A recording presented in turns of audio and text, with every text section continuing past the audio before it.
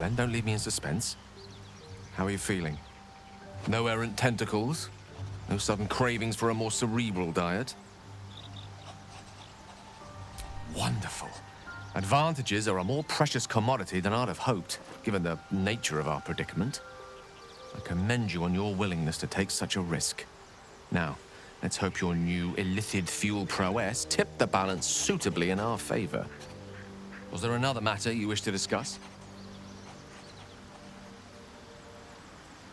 She expects those who seek to use the weave to do so honestly, and with respect for its potential to destroy, as well as its potential to save. I doubt she's asked many of her followers to blow themselves up. That's a fate she's bequeathed exclusively to me. She wouldn't ask such a thing if it weren't our only means of survival.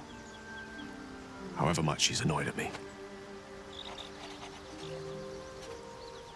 Oh, you know me, ever the optimist. I'm trying to focus on the positives. Truth is, I was living on borrowed time already. Consuming those items would only have kept the orb sated for so long.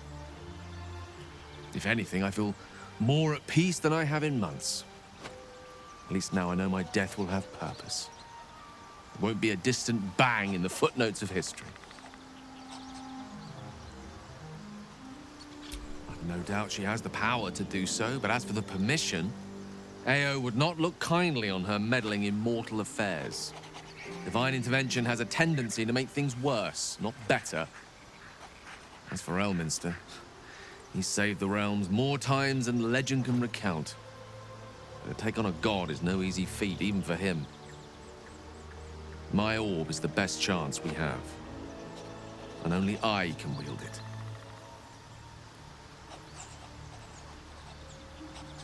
Ah, yes. Karsus. Karsus was perhaps the most powerful wizard that ever lived. The child who would be a god, the elves called him.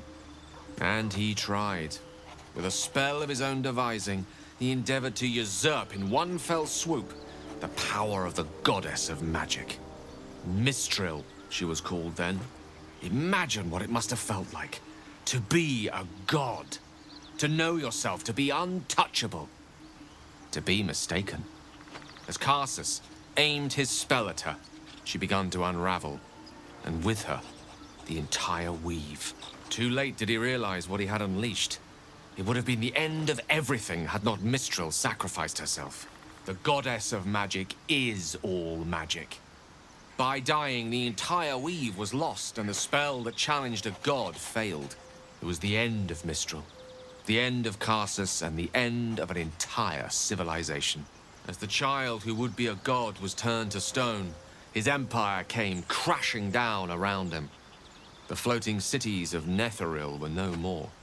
An event that came to be known as Karsus's folly. For a spell, Mistral was reborn as Mistra. Upon her return, the weave returned with her. Now, so many centuries later, I try to follow in the footsteps of Karsus.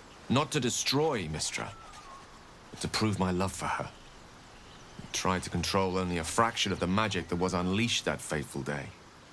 I merely sought to return one tiny diamond to an imperfect crown. Gale's folly, one might call it. History, repetition. It's the way things go.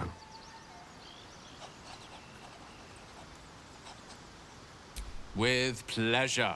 Lead on.